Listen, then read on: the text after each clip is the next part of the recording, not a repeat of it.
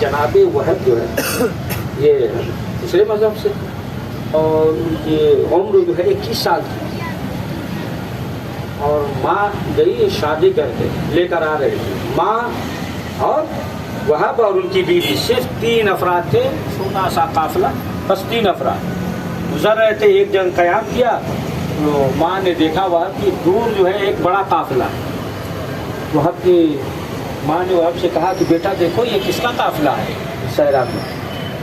وہب آئے، پوچھا، پھر گئے، جا کے بتایا، کہا مادر گرامی وہ جو ہے صحرا کے لال حسین کا قافلہ ہے۔ کہا کیا ہوا؟ کہا کہ مدینے والوں نے رہنے نہیں دیا، بس اتنا سنا، کہا کہ میرے لال چلو اس قافلے کو لے چلو اور حسین کے قافلے سے ہم جو ہے ملاق ہو جائے۔ آگے اس قافلے میں، یہاں تک کہ اب یہ قافلہ 2 محرم کو پہنچ گیا۔ جب روز عاشورہ ہوا، اب یہ جنگ پہ جانے کی باری آئی تو وہب کی ماں نے کہا اے میرے لال ایسا نہ ہو کہ پہلے حسین اور ان کے جو ہے اصحاب بنی ہاشم قربان ہو جائے، سب سے پہلے تم حسین کے قربان ہو۔ خیر اجازت لے کر گئے، ملی اجازت، گئے، جنگ کیا، دشمنوں کو واصل جہنم کیا، خون بہنے لگا جسم پہ، پھر واپس آ گئے ماں کے پاس اور کہا مادر گرامی اب دیکھیے ہمیں، اب تو آپ ہم سے خوش ہیں؟ ماں نے کہا نہیں میرے لال، جاؤ حسین پہ قربان ہو جاؤ تاکہ ہم روز محشر شہزادی کو منہ دکھا سکیں۔ اب جناب وہب چلے، جب چلے ایک خیمے میں ان کی زوجہ تھی، بلایا، کہا وہب ادھر آئیے۔ وہب گئے تو ماں نے کہا اے میرے لال اس وقت جو ہے گفتگو کا وقت نہیں ہے، جلدی جاؤ حسین پہ قربان ہو جاؤ۔ وہب کی زوجہ نے کہا کہ ابھی نئی نئی شادی ہوئی ہے، ہم نے دین کو قبول کیا ہے اور تم جا رہے ہو شہید ہونے، تم شہید ہو جاؤ گے، جنت میں چلے جاؤ گے، لیکن ایک وعدہ کرو کہ تم جنت میں تنہا نہیں جاؤ گے، ہمیں بھی ساتھ میں لے جاؤ گے۔ ہم نے کہا کہ یہ کیسی بات ہے، آپ بھی ساتھ میں؟ نے کہا نہیں، حسین کے پاس چلیے، انہیں ضامن بنائے گا۔ اب جو ہے ادھر جناب وہب اور زوجہ ان کی آنے لگی۔ امام حسین نے دیکھا، جب دیکھا تو امام نے دیکھا کہ ان کی زوجہ آ رہی ہے۔ امام نے کہا خیر تو ہے؟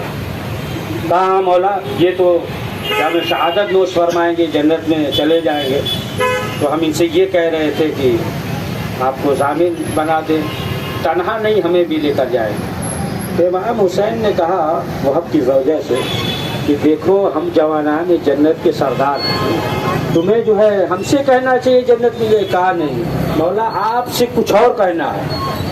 تو کہا کیا کہنا ہے؟ کہا دیکھیے ابھی تو یہ چلے جائیں گے، شہید ہو جائیں گے، عاقبت تو ہماری بخیر ہو جائے گی، لیکن چند دن جو زندگی بچی ہے ہم چاہتے ہیں وہ خیریت سے گزر جائے، اتنی اجازت دے دیجیے کہ تاکہ ہم شہیدانیوں کے ساتھ رہیں۔ بس اتنا کہنا تھا۔ امام کی نظروں میں پورا منظر آ گیا ہے کہ خیمہ لوٹا جائے گا، اسیر کیا جائے گا، ردا چھینی جائے گی، تازیانے لگائے جائیں گے۔ ہاں آزادارو یہ جناب وقت تھے۔ بس عزیزان محترم آج محرم کی شب 5 ہو گئی۔ وہ اون محمد کہ جب عبداللہ نے کہا تھا شہزادی سے جب رخصت ہو رہی تھی، کہا تھا کہ بچوں کو لے جائیے اور ایک کو ہماری طرف سے قربان کر دیجیے گا، ایک کو اپنی طرف سے۔ ہاں آزادارو یہ اون محمد ہیں، یہاں تک جب جنگ کا وقت آیا ہے آتے ہیں اور آنے کے بعد اجازت مانگتے ہیں، لیکن امام حسین اجازت نہیں دیتے۔ ایک مرتبہ خود شہزادی زینب آ گئی، جب زینب آ گئی امام حسین کھڑے ہو گئے، کہا بہن زینب خیریت تو ہے؟ کہا بھیا میرے لال اور محمد کو جنگ کی اجازت دے دیجیے۔ ہاں آزادارو جنگ کی اجازت ملی، بس آخری فکرہ جنگ کی اجازت دے دی اور محمد کو گھوڑے پہ سوار کیا۔ امام حسین نے حضرت عباس نے اور محمد مقتل میں آئے۔ اب مقتل میں آئے، یہاں تک کہ حملہ کرتے رہے، یہاں تک کہ عمر سعد کا کام تمام کر دے۔ ادھر جو ہے حضرت عباس کہہ رہے کہ مرحبا مرحبا مرحبا۔ ایک مرتبہ آواز آئی چچا خبر لیجئے، ماموں خبر لیجئے، آقا خبر لیجئے۔ اب جب آواز آئی ادھر سے امام حسین دوڑے، حضرت عباس دوڑے، ایک لاش کو امام حسین نے دیا، ایک لاش کو حضرت عباس نے۔ جب شہزادی کو معلوم ہوا تو شہزادی نے کہا، امیر حدیث نے کہا کہ باغے والوں کی صدا زیر قنات آتی ہے، کیسا لاشا میرے بچوں کی بارات آتی ہے، آزادارو اب لا کر یہ خیمے میں امام حسین نے اس لاش کو رکھ دیا۔ اب امام نے کہا فضا سے کہ زینب کو بلاؤ۔ اب زینب دوسرے خیمے میں، کہا نہیں ہم نے لال کو بھیجا تھا کہ وہ شہید ہو جائے۔ کہا کہ شہزادی چل کر دیکھ لیجیے۔ اب جب دیکھا تو کیا دیکھتی ہے کہ یہ میرے لال اور محمد اس دنیا میں نہیں ہے، پیشانی کو زمین پہ رکھ دیا۔ کہا پروردگار اس قربانی کو قبول فرما۔